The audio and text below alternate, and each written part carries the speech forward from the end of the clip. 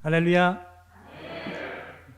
이렇게 또 긴장감을 풀어주시기 위해서 우리 이 목사님께서 제안해 주셔서 너무 감사합니다. 고민을 많이 했습니다. 어떻게 해야 될까.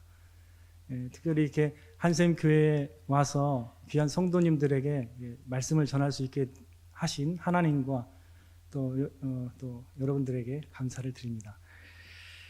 오늘 본문 말씀은 보아스가 자기 밭에서 이삭을 줍고 있었던 룻에게 은혜를 베풀고 그리고 또 축복하는 장면입니다.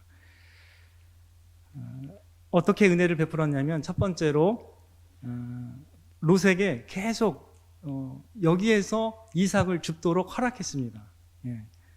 두 번째로 소년들로 하여금 룻을 건드리지 말도록 이렇게 보호했습니다. 세 번째 마지막이죠. 목마를 때 언제든지 마시도록 배려하였습니다. 이러한 보아스의 은혜로운 배려에 룻은 놀랍게 반응합니다. 10절을 보시면 룻이 엎드려 얼굴을 땅에 대고 절하며 대답합니다. 이건 대단한 자세 아니겠습니까? 이거는 그 중심이 잡히지 않으면 그렇게 안 나오는 거거든요. 바로 겸손한 태도로 나는 이방 여인이거늘 당신이 어찌하여 내게 은혜를 베푸시며 나를 돌보시나이까? 라고 반응했습니다. 이렇게 반응하니까 보아스도 참 섬세합니다. 어떻게 또 대답을 하냐면 나는 네 남편이 죽은 후로 네가 시어머니에게 행한 모든 것과 내 부모와 고국을 떠나 전에 알지 못하던 백성에게로 온 일이 내게 분명히 알려졌느니라고 대답합니다. 이걸 요약하면 어떻게 되냐면 너도 너의 시어머니에게 은혜를 베풀지 않았느냐라는 뜻입니다. 그래서 보아스의 대답도 상당히 성숙하죠. 한 두 가지를 한번 생각해 보겠습니다. 보아스가 말한 내가 시어머니에게 행한 모든 것, 이거는 우리가 잘 알고 계시죠. 1장에 감격적인 그 룻의 고백이 나오잖아요. 놀라운 어머니의 백성이 나의 백성이 되고 어머니의 하나님이 나의 하나님이 되시리니 죽는 일 외에 나는 어머니를 떠나지 않겠다고 놀랍게 고백을 합니다. 이거는 어머니를 봉양하겠다라는 고백이기도 하면서도 또 하나님을 믿는 신앙을 고백한 것입니다. 그래서 이 두 가지를 이제 보아스는 얘기를 한 것입니다.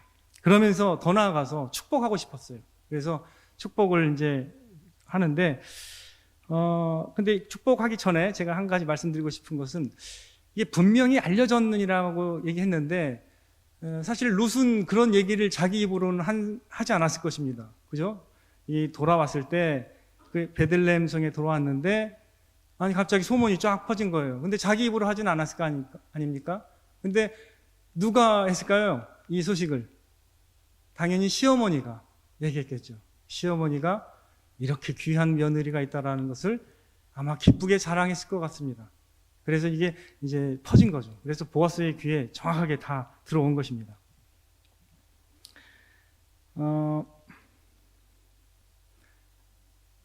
사실 나오미에게 있어서 이렇게 훌륭하고 겸손한 그리고 신실한 이런 며느리에 대해서 말하지 않는 것이 사실 불가능할 것 같아요. 왜냐하면 자신이 당한 고난 가운데 가장 그 10년의 깊은 고난 가운데 있어서 가장 위로가 됐던 사람은 사실 룻이었거든요. 그렇기 때문에 룻은 나오미에게 큰 기쁨과 위로가 되었을 것입니다. 그래서 보아스는 그런 내용을 알고 있기 때문에 이제 축복까지 하는 거예요. 자, 이렇게 축복합니다. 여호와께서 내가 행한 일에 보답하시기를 원하며 이스라엘의 하나님 여호와께서 그의 날개 아래에 보호를 받으러 온 내게 온전한 상 주시기를 원하노라 라고 이렇게 축복합니다. 이 모든 일에 있어서 섭리하시는 분은 하나님입니다. 그래서 하나님이 먼저 이 룻에게 믿을 수 있는 그 은혜를 주셨죠. 그리고 또 보아스에게도 그런 하나님의 은혜를 알게 하고 그 은혜의 하나님을 이렇게 전하는 삶을 살도록 하셨습니다. 그래서 이 보아스의 이전의 삶을 보면 이렇게 축복하는 걸 좋아해요. 그래서 나오미는 나중에 그 보아스에 대해서 뭐라고 평가하냐면 2장 후반부에 나오는데 살아있는 자와 죽은 자에게도 은혜 베푸기를 그치지 아니하는도다 이렇게 평가하고 있습니다. 참 보아스는 은혜의 사람이었습니다. 자, 이 모든 만남을 주선하시는 분이 누구예요? 하나님이십니다. 하나님께서 나오미도 고난 가운데 룻을 만나게 하셨고 룻도 하나님을 믿는 믿음을 갖고 또 시어머니를 따르게 하셨고 그리고 그 룻이 보아스를 만나도록 하나님이 인도하신 것입니다. 이 모든 일 가운데는 하나님께서 주관하고 계시는 분이 하나님임을 드러내고 계십니다. 보아스는 이렇게 은혜의 근원이신 하나님께로 룻을 이렇게 인도하는 겁니다. 이러한 보아스의 은혜 베품과 축복에 대해서 룻은 또 어떻게 반응하는지 13절을 보시면 내 주여 내가 당신께 은혜 입기를 원하나이다. 나는 당신의 하녀 중에 하나와도 같지 못하오나 당신이 이 하녀를 위로하시고 마음을 기쁘게 하시는 말씀을 하셨나이다 라고 이렇게 고백합니다. 일관성 있게 얼마나 훌륭하고 겸손한 태도를 가졌는지를 우리가 알 수가 있습니다. 룻은 자신을 낮춰서 그러한 은혜를 받을 만한 자격이 안 된다고 이렇게 생각하고 대답했지만 하나님은 그러나 이 룻과 같은 겸비한 심령을 가진 사람에게 은혜를 베푸십니다. 그런 사람이야말로 그 하나님의 은혜를 참으로 은혜롭게 받아들이고 감격할 수 있는 사람인 것입니다. 오늘 13절의 말씀에 보면 감격하잖아요. 하나님의 은혜, 보아스가 베푸는 은혜에 감격하는 것을 볼 수가 있습니다. 우리가 성경에서 이와 같은 자세를 지닌 또 다른 이방인을 한번 생각해 볼 수가 있습니다. 예수님께 나아간 그 백부장 이야기인데요. 누가복음 2장에 보면은 이 백부장의 사랑하는 종이 병듭니다. 이 백부장도 원래 긍휼이 많았던 사람 같아요. 표현이 그래요.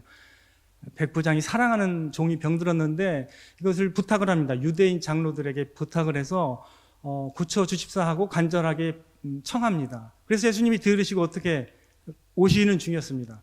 근데 유대인들이 이 백부장을 평가하는 관점이 이래요. 어떤 거냐면 예수님, 이 사람은 우리를 위해서 회당을 지어주고 우리 민족을 사랑합니다. 그렇기 때문에 예수님이 이 종을 고쳐주시는 게 이 사람에게는 합당합니다라고 이렇게 설명을 드렸어요. 사실 우리가 봐도 합당하잖아요. 좋잖아요. 훌륭한 사람이고. 근데 정작 본인은 어떤 말을 했냐면 예수님이 자기의 집으로 온다라는 그 얘기를 들었을 때 어떻게 태도를 취했죠? 주여, 나는 주께서 우리 집에 오심을 감당하지 못하겠습니다. 이렇게 얘기하고 그래서 나는 주께 나아가기도 감당하지 못할 줄을 알기 때문에 말씀만 하사 내 하인을 낫게 하옵소서 이렇게 얘기했습니다. 이렇게 겸비한 심령으로 나온 이 백부장을 주님께서는 믿음이 좋다고 칭찬하셨습니다. 사실 우리가 이제 믿음이 좋다라는 것을 생각할 때 때로는 오해할 때도 있습니다. 그 사람의 영적 능력이 좋은 걸로만 생각을 해서 저 사람 대단한 강직한 사람이야 이런 생각을 또 하기도 합니다. 일면 맞죠. 하지만 다른 쪽으로 볼 때는 그 사람이 자신은 약하고 연약하기 때문에 오직 주님만이 그 일을 하실 수 있다라고 믿는 겸손한 믿음의 사람이라는 것을 우리가 생각할 수 있어야 하겠습니다. 믿음이 뛰어난 사람은 실상은 겸비한 심령의 소유자입니다. 야고보서 4장 6절 말씀에 하나님께서 교만한 자를 물리치시고 겸손한 자에게 은혜를 주신다 하였느니라. 아멘. 주님께서는 겸손한 자들에게 반드시 은혜를 베푸십니다. 우리가 찬양할 때도 주의 이름을 찬양했습니다. 성경에서는 이제 하나님의 이름이 점층적으로 계시가 됩니다. 이제 출애굽기에 보면은 이제 모세를 처음 만나셨을 때 하나님께서 자신의 이름을 계시하십니다. 자존하는 하나님으로 자신을 나타내셨습니다. 나는 스스로 있는 자니라. 근데 좀 더 이제 백성들을 이끌고 나올 때 하나님의 이름과 하나님의 어떠하심을 더 밝히 보여주시는데 시내 산에서 하나님께서 모세 앞에서 하나님의 이름을 선포하실 때 첫 번째, 두 번째가 뭔지 아십니까? 여호와로라 자비롭고 은혜롭고 이렇게 나옵니다. 하나님은 은혜로운 하나님이심을 그 시내산에서 하나님의 이름을 선포하실 때 분명하게 이제 등장하게 됩니다. 그 후로 계속 하나님의 이름이 은혜로운 하나님이심을 드러내십니다. 그래서 보아스는 이런 하나님을 좀 연상하게 합니다. 보아스가 이렇게 은혜로웠는데 이 보아스는 놀랍고 아름답게 은혜를 베푸시는 우리 하나님을 떠올리게 하는 것입니다. 이사야 30장 18절에도 이런 말씀이 있습니다. 그러나 여호와께서 기다리시나니 이는 너희에게 은혜를 베풀려 하시며 여호와께서 일어나시리니 이는 너희를 긍휼히 여기려 하심이라. 이렇게 말씀하고 계십니다. 베드로전서 5장 10절에는 어떻게 하나님의 이름이 나와 있죠? 모든 은혜의 하나님이라고 소개하고 있습니다. 모든 은혜의 하나님. 어제는 우리가 부모님의 은혜에 감사하는 어버이날이었습니다. 나이가 들어가면서 부모님을 더 이해하게 되고 이전보다 부모님에 대한 사랑을 더 깨달아 가는 것 같습니다. 대체로 이제 자녀들이 어머님의 사랑을 좀 쉽게 잘 느끼죠. 저도 그런 것 같아요. 함께하는 시간이 많다 보니까 또는 대화가 더 잘 돼서 그런지 모르겠는데 이렇게 어머님의 사랑이 더 이렇게 막 느껴졌던 것 같아요. 제가 자라면서는. 근데 좀 뭐 40이 좀 넘어가고 이러니까 아버지를 좀 더 이해하는 그 이해의 폭이 더 넓어진 건 사실입니다. 그전에는 좀 아버지에 대한 것이 그렇지 좋지를 못했던 것 같아요. 근데 더 이해하게 되는 것 같아요. 제가 사역을 하다 보니까 이해력이 좀 더 넓어지면서 그러면서 이제 아버지의 사랑을 좀 깨닫습니다. 간단하게 저희 아버님을 좀 소개해드리면 아버님이 이제 그 사업을 하시다가 이제 제가 초등학교 3학년 때 모든 것을 제쳐두시고 영적으로 척박한 곳인 그 섬마을에 가서 이제 목회를 하셨습니다. 그 19년 동안 사역자가 왔는데 1년을 버틴 사역자들이 없었어요. 근데 이제 아버님이 들어가셔서 쭉 해서 사역하셨는데 굉장히 섬마을이 좀 거칩니다. 그리고 막 미신과 불신도 많고 그러거든요. 근데 거기에 들어가셔서 또 사역하시면서 또 주민들을 그냥 막 전심으로 섬기고 또 같이 일하고 이렇게 하다 보니까 또 하나님께서 귀한 부흥을 이루게 하셨어요. 그래서 근데 이제 저는 이제 그때 영향도 많이 받긴 했는데 학교 때문에 이제 거기는 중학교가 없으니까 떨어져서 지냈습니다.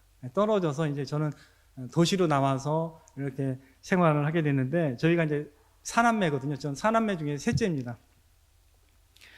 근데 이제 제가 이제 중고등학교 때부터는 이제 떨어져 있었습니다. 떨어져 있었고 아버지와 이제 제가 대학생이 되고 또 제자 훈련을 하는 선교회에서 또 성경 공부도 하고 또 성경도 더 좀 깊이 배워가면서 나름 성경 지식이 들어가다 보니까 서서히 이제 아버님의 그 부족한 모습도 보이고 또 이렇게 어머님과 아버님이 관계가 안 좋은 것도 좀 보이고 그러는 거예요. 그러면서 관계가 좋지 않을 때는 또 아버님 탓이라고 또 판단을 속에서 하게 되고 이런 생각이 있었습니다. 그래서 이제 아버지의 사랑이라고 이렇게 딱 이렇게 할 때는 이게 좀 많이 좀 제가 좀 어머니에 비해서는 좀 부족했었는데 근데 그 생각이 좀 바뀌었어요. 사역을 하면서 아버지를 좀 제가 이제야 좀씩 더 이해를 하는 것 같아요. 아버지는 목회하시는 동안에도 늘 헌신적으로 자녀들을 위해서 기도하시고 믿음으로 지도하고 격려하신 분임을 다시 한번 깨닫게 되는데요. 왜 그러냐면 제가 돌아보니까 제 중고등학교 시절과 그다음에 고향을 떠나 서울에서 대학 생활을 할 때 그리고 또 군대 생활을 할 때 꼭 중요한 때마다 아버지가 저한테 편지를 썼더라고요. 제가 몇 해 전에 좀 확인을 해봤는데 상당히 이 편지를 많이 쓰셨어요. 저한테. 중요할 때마다 항상 이렇게 교훈하시고 그렇게 바쁘신 중에서도 사랑과 관심으로 편지를 쓴 걸 보고서 제가 생각이 잘못됐구나. 아버님이 방식이 좀 다른 것뿐이지 굉장히 신실하게 사랑을 하셨고 책임감 있게 자녀들을 키우셨구나. 이런 걸 많이 느끼게 됐습니다. 뒤늦게 깊은 맛을 또 알게 된다는 의미에서 아버지의 사랑을 저는 이제 묵은지라고 또 생각을 하기도 합니다. 이렇게 아버지의 사랑을 이해하고 깨닫게 되는데도 시간이 좀 많이 걸리는데 하물며 하나님의 사랑과 은혜를 깨닫는 것에도 얼마나 우리의 시간과 관심이 필요하겠습니까? 우리가 하나님의 말씀을 통해서 그리고 우리의 삶 가운데서 역사하시는 하나님을 통해서 하나님의 은혜에 대한 우리의 이해와 생각이 더 깊어져 나가기를 축원드립니다. 그렇다면 하나님의 은혜가 왜 그토록 우리에게 중요한 것일까요? 한번 이런 질문을 던져보고 싶습니다. 전 두 가지라고 답하고 싶은데요. 첫 번째로는 하나님의 은혜를 참으로 깨달을 때 비로소 복음이 열매를 맺기 때문입니다. 골로새서 1장 6절 이 복음이 이미 너희에게 이르매 너희가 듣고 참으로 하나님의 은혜를 깨달은 날부터 열매를 맺어 자란다고 기록하고 있습니다. 하나님의 은혜를 깨달을 때부터 복음의 열매는 자라기 시작하는 겁니다. 두 번째로요, 두 번째로 왜 하나님의 은혜가 그토록 우리에게 중요한가? 두 번째로는 그리스도인은 오직 하나님의 은혜 안에서 자라가며 강해지며 견고해지기 때문입니다. 그리스도인의 삶의 기초가 은혜예요. 여기도 보면 은혜 안에서 강하라라는 말씀이 있잖아요. 제가 좋아하는 말씀입니다. 사실 사람이 하나님의 은혜 안에서 자라고 강해지는 겁니다. 디도서죠. 디도서 2장에 보면 이런 말씀이 있어요. 하나님의 은혜가 나타나 우리를 양육하시되 이런 말씀이 있습니다. 하나님의 은혜가 우리를 양육하는 것이고요. 또 하나님의 은혜 안에서 베드로후서 3장 18절처럼 우리가 자라나가는 것이고요. 또 강해지는 것이고 또 하나님의 은혜가 우리를 온전케 하는 것입니다. 베드로전서 5장 10절 말씀처럼. 그래서 사도 바울은 그래서 고린도전서 15장 10절에 이렇게 고백하는 거죠. 나 된 것은 하나님의 은혜로 된 것이다. 이렇게 고백하는 것입니다. 그래서 히브리서 12장 15절에는 이런 권면이 있습니다. 너희는 하나님의 은혜에 이르지 못하는 자가 없도록 주의하라. 예전 번역에서는 이제 개역 성경에서는 두려워하라 이렇게 말씀하고 있습니다. 하나님의 은혜에 이르지 못하는 게 가장 두려운 거예요. 가장 두려운 게 그거예요. 그렇게 이르지 못하면 어떻게 될지 모르는 거죠. 그죠? 우리가 이제 이렇게 조금 더 살펴본다면 하나님의 은혜에 이르지 못하는 어떤 모습들이 여러 가지로 나타나겠지만 제가 조금만 설명을 드린다면 먼저 하나님과의 관계에서 나타나겠죠. 하나님과의 관계에서 좀 냉담해지겠죠. 반응이 없어요. 하나님의 예배 때라든가 이런 게 마음이 냉담할 수가 있습니다. 물론 예수님 믿는 사람이라도 때로는 그럴 때가 와요. 영적 침체도 옵니다. 대인관계에서 이런 게 좀 더 드러나죠. 대인관계에서도 부딪힘이 더 많아지고 또 용서하지 못하는 마음도 생기고 쓴뿌리도 생기고 또 괜한 상처들을 또 많이 또 쌓게 되죠. 그다음에 또 내적 삶에서 만족과 기쁨과 감사가 좀 많이 약해집니다. 약해집니다. 그리고 또 이렇게도 또 나타나요. 자신은 잘 살고 있어요. 또 열심도 있습니다. 또 스스로 만족하고 있어요. 근데 정작 영적 빈곤이 있는지를 잘 모르는 상태에 빠지게 되기도 합니다. 그런 모습도 나타나요. 굉장히 열심히 자기 일도 열심히 하고 세상적인 일 열심히 하고 활력은 넘쳐요. 근데 가만 보면 하나님을 향한 사모함이 없어서 영적 빈곤함이 있는데 뭔가 그냥 이렇게 겉으로는 좀 괜찮은 듯한 그런 경우도 있습니다. 또 이제 마지막으로 또 말씀드리고 싶은 것은 영적 성장이 없고 지체되어 있고 변화가 없는 삶을 또 살게 되는 것이죠. 이런 것들이 이제 하나님의 은혜에 이르지 못하는 또 삶이고 또 결과라고 또 말씀드릴 수 있을 것입니다. 그렇다면 왜 하나님의 은혜에 이르지 못하는가? 이런 질문을 한번 저는 던져보고 싶습니다. 저는 세 가지를 말씀드리고 싶은데요. 첫 번째, 왜 하나님의 은혜를 모르는가? 첫 번째입니다. 자신의 진정한 실상을 모르기 때문입니다. 거룩하신 하나님 앞에서 전적으로 타락된 인간의 실상을 알지 못하고서는 은혜를 깨닫는다는 것은 불가능한 것입니다. 성경이 진단하는 인간의 실상에 대한 지식이야말로 은혜로 인도하는 가장 중요한 기초입니다. 사도 바울의 예를 한번 들어볼게요. 사도 바울은 사실은 디모데 전 후서를 쓸 때 말년이었거든요. 그가 복음을 모르는 게 아닙니다. 옛날 간증을 하면서 그런 말을 한 게 아닌데 현재형으로 뭐라고 말했냐면 디모데에게 내가 죄인 중에 괴순이라 현재형입니다. 정확하게 헬라어로도 현재형입니다. 예. 영어로도 현재형으로 나와 있어요. 주인됨을 깊이 이해하고 깨닫는 사람이 은혜가 깊은 겁니다. 그건 사실입니다. 그래서 우리가 뭐 예수님을 믿었다고 해서 회심할 때만 그런 뭐 주인님을 깨닫는 그건 아니고요. 깊이 있게 깨닫는 것입니다. 요즘에 또 사상에 의해서 또 문화적 어떤 그 영향에 의해서 요즘에는 그 죄에 대해서 말하는 걸 좋아하지 않습니다. 교육학에서도 이 세상에서는 절대 죄 같은 건 얘기 안 합니다.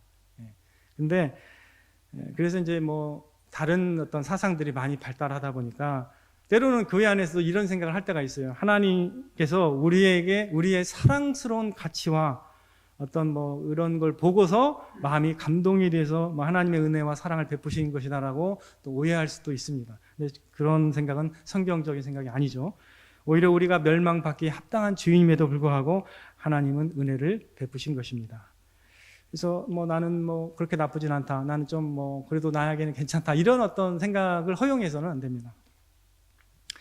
자신의 진정한 모습을 보기 위해서는 우리가 어디 앞에 섭니까? 거울 앞에 서지 않습니까? 거울 앞에 서야 됩니다. 근데 우리는 그리스도인은 세상 거울이 아니라 하나님의 거울, 말씀의 거울 앞에 서야 합니다. 세상 거울은요, 인본주의와 상대주의, 실용주의, 그리고 물질 만능주의적 세속적 관점의 거울을 들이밀기 때문에 그 거울에다 자신을 비춰보면 때로 내가 많이 가지지 못해서 초라하거나 또 내가 뭐 부족하게 보입니다. 또 어떻게 또 잘하고 있을 때는 성공했을 때는 굉장히 뭐 화려하고 자아도취적인 그 자아상을 보여줄 수도 있습니다. 세상 거울은 그러나 참된 실상을 보여주지는 못합니다. 그래서 우리 자녀들, 자라난 자녀들도 마찬가지입니다. 자라난 자녀들도 하나님의 말씀 앞에서 자신을 보도록 이렇게 인도해야 됩니다.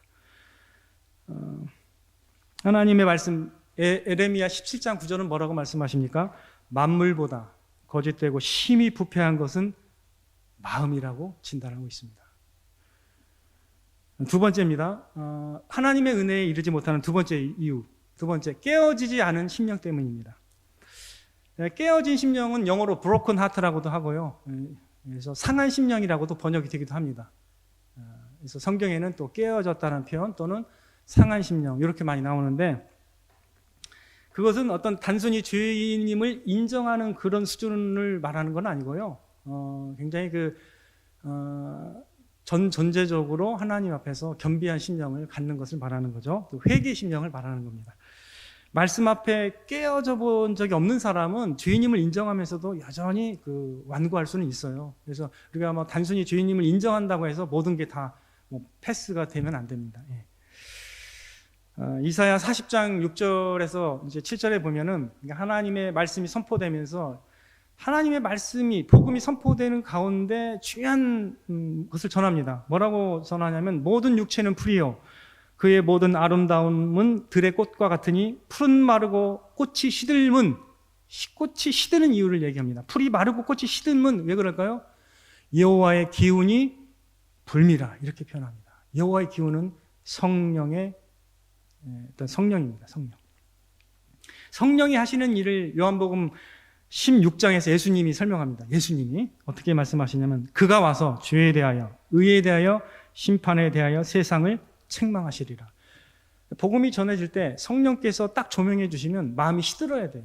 깨어져야 됩니다. 이게 기본입니다. 근데 딱 올 때 뭐 하나도 안 깨어지고 뭐 그냥 자기가 그냥 바로 그냥 하나님의 아들이 되는 그런 복음은 없습니다.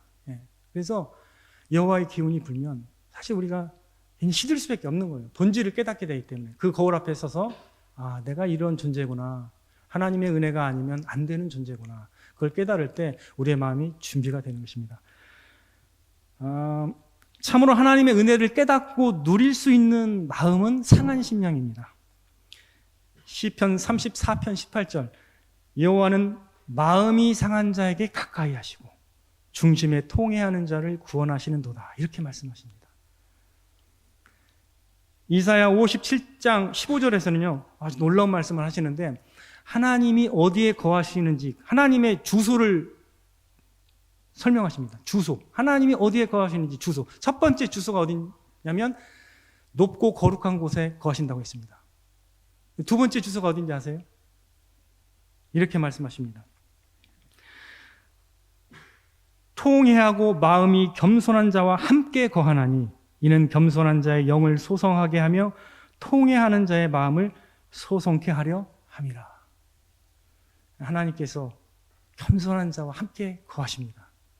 그래서 이게 놀라운 은혜입니다. 하나님이 함께 하시는 그 은혜보다 더 놀라운 은혜가 어디 있습니까? 겸손한 자는 그런 은혜를 누리게 되는 것입니다. 하나님의 은혜 가운데서 계속 성장하는 사람은요, 계속 겸손의 옷을 입게 되는 것입니다. 세 번째입니다.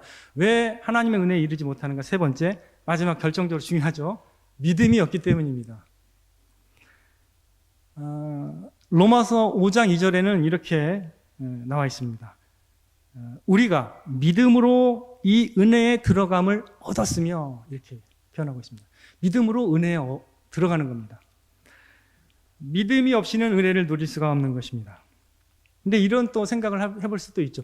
나는 믿음이 있는 것 같은데 왜 은혜를 잘 느끼지 못할까라는 생각을 할 수도 있습니다. 그런 경우는 성경이 말하는 믿음이 무엇인가를 조금 더 생각을 해봐야 됩니다. 사람이 마음으로 믿는 게 이제 믿는 거죠. 사람이 마음으로 믿어 의에 이르는 건데, 믿음은 마음의 반응입니다. 마음은 어떤 지식만이 아니고 지성, 감성, 의지를 총체적인 반응이 되어야 되는데, 이제 우리가 나눠서 믿음을 생각해요. 내가 하나님의 존재를 난 믿습니다.